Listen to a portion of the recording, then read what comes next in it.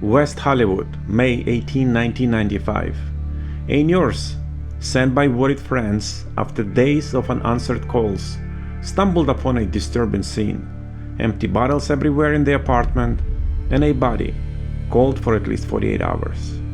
The press secretary quickly swooped in with the statement: the cause of death is alcohol abuse and complications from hepatitis. The police investigation was as sloppy as ever, with a swift decision, case closed. Or so they wanted you to think. But the cracks in the story spread fast, and 3 decades later, the question still hung like a fog over the Pacific, where his ashes were supposedly scattered, yet nobody knows if that was ever done. The man who died that day was Alexander Godunov, one of the few celebrities who successfully defected from the USSR, one of the greatest ballet performers, and a rising Hollywood star. He was just 45 years old.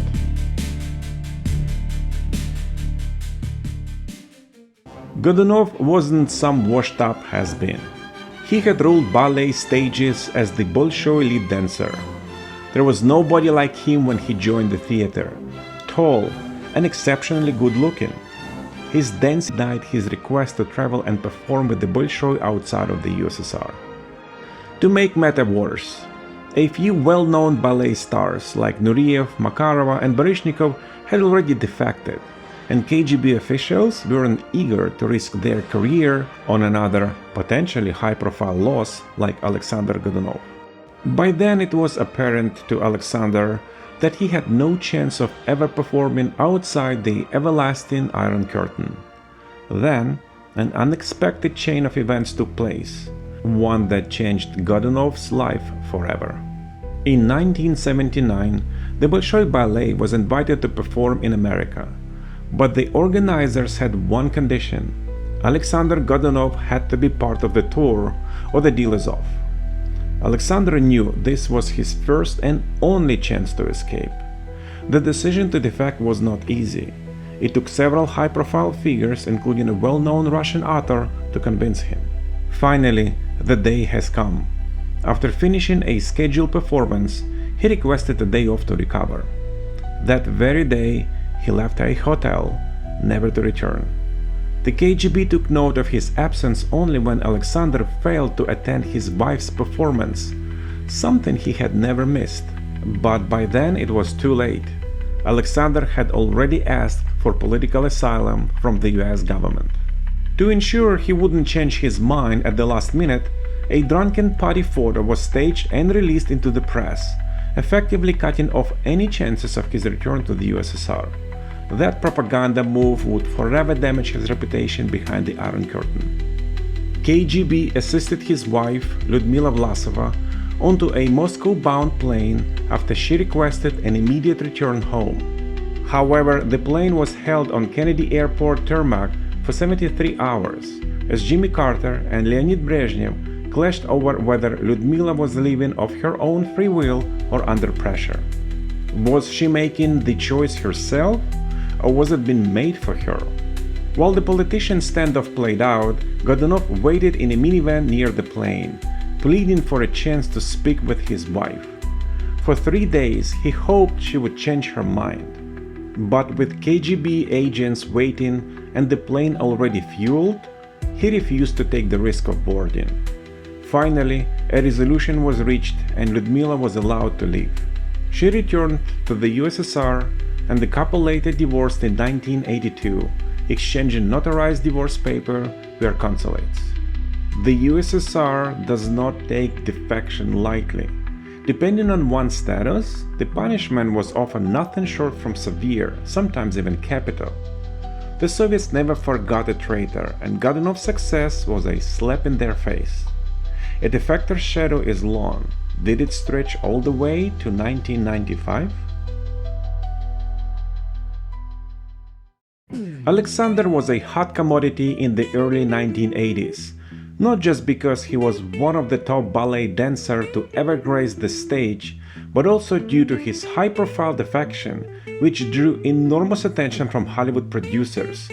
Everyone wanted a piece of him. Movie and role offers poured in daily, but Alexander wasn't ready to sign. He felt self-conscious about his accent and wasn't prepared to present himself on the big screen. A perfectionist, everything he did had to meet his own high standards. Meanwhile, his former colleague and lifelong competitor offered him a place in his theater. It was a generous gesture, but Alexander wasn't ready to settle for a secondary role. Instead, he struck out on his own, launching a theater company and performing across the United States. It was a massive success. His shows were well received, financially rewarding. This is where he made his first million, and adored by the public.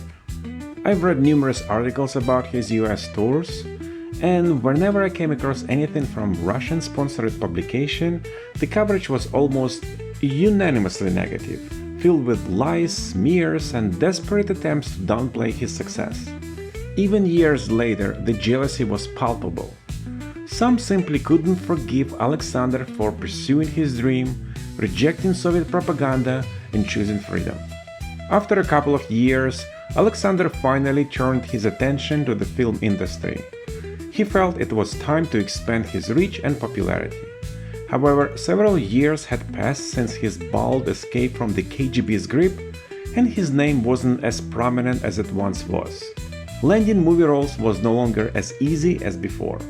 Regardless, he has finally secured his first major role in a Hollywood movie called Witness, starring Harrison Ford as hard-boiled cop John Book. This 112-minute gem, shot on $12 million budget, grossed $116 million, earning 8 Oscar nods, including Best Picture.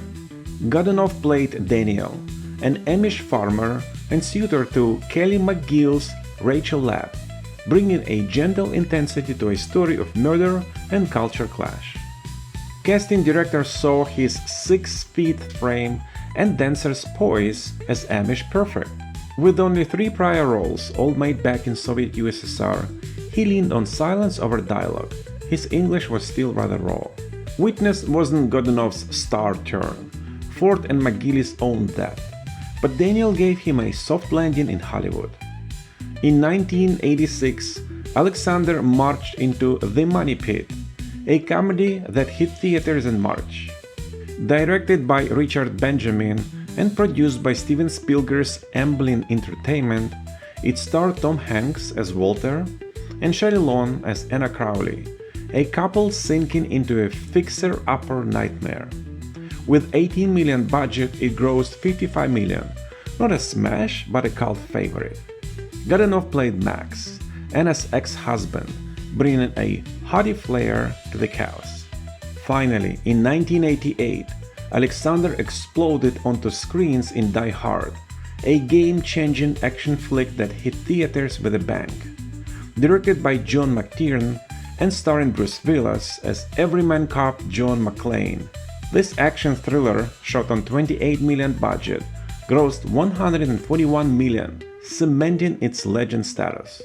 Godunov played Karl, a towering, blonde terrorist with a killer edge, stealing scenes in the Nakatomi Plaza showdown. Originally, script had nothing more than hold a gun and run around ideas for Alexander's character, but after talking to the director, a background story was introduced to enrich Karl's hate for McClane. His brother's death was now directly linked to Bruce Willis' character as a responsible party. Godunov loved the movie. It finally broadened his recognition to millions of fans, something he simply couldn't achieve with the ballet.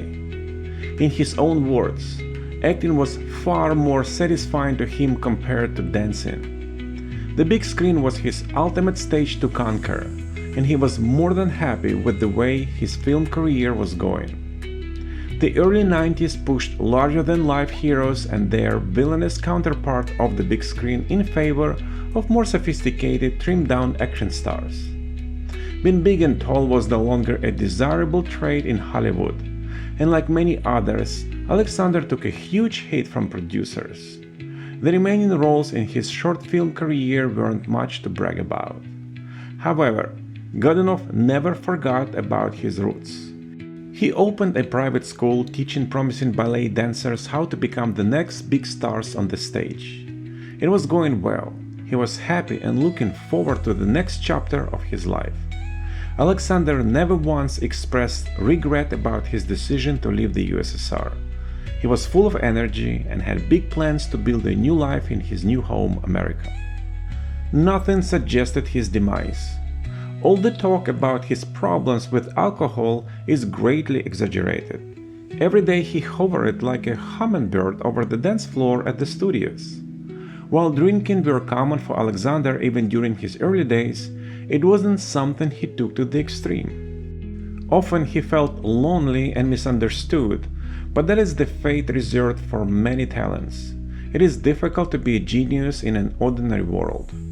However, his real troubles lay elsewhere. For years, Alexander was always looking over his shoulder. He knew very well that his homeland would never forget his escape.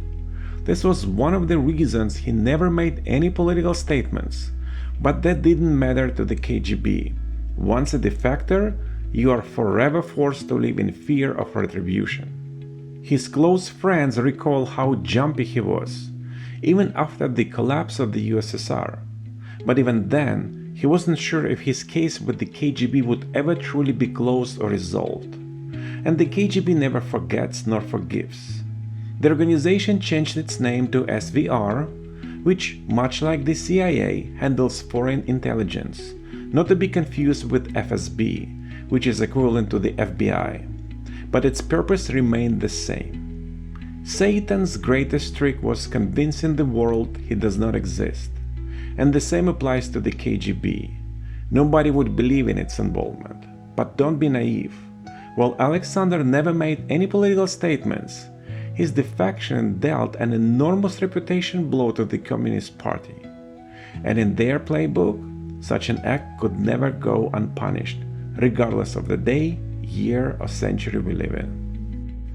The news of Alexander's death was a shock to his students. The police closed the case in record time, quickly agreeing to some bogus claims made by Alexander's publisher and secretary. In full disbelief, his students went to a local funeral home to say goodbye to Alexander, only to find out that there had been a rush order for cremation in the middle of the night.